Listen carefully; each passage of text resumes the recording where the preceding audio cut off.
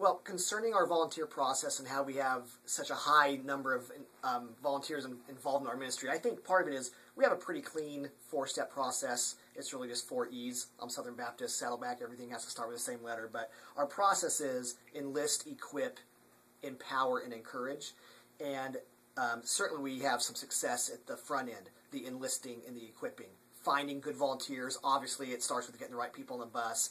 For me, I don't do a ton of that. I'm kind of the paid spokesperson, so everybody expects that I'm going to rally around youth ministry. Everybody expects that I'm going to kind of wave the banner. So instead of me constantly doing that, we really make a strong ask for our volunteers to be recruiting their friends, talking it up in their small groups and things like that. They're satisfied customers. They've been involved in our ministry. They've had success. They've felt encouraged. And so when we've got our satisfied volunteers out there kind of beating the bushes, that's where we enlist most of them. Equipping, training, we do a great job of training. I don't want to go into all that. It's not overkill.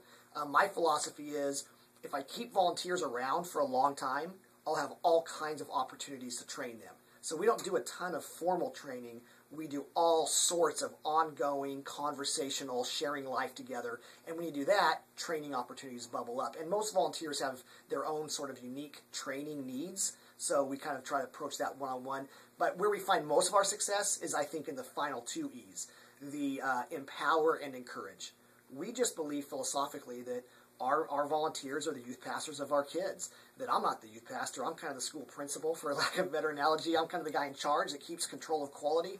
But our volunteers, they're the youth pastors. And so we empower them to lead and to make decisions and to love on kids and to minister to families. And we hope that when a kid goes to the hospital for their tonsils to be taken out, that the first person that family calls is one of our volunteers, their small group leader. So we really, really empower our leaders a ton, and we encourage the heck out of them. One of our roles is to just be cheerleaders to our adult volunteers. And so we spend, 20% of our budget or so on taking volunteers out to coffee, having meals with volunteers. We celebrate 5, 10, 15-year anniversaries with our volunteers.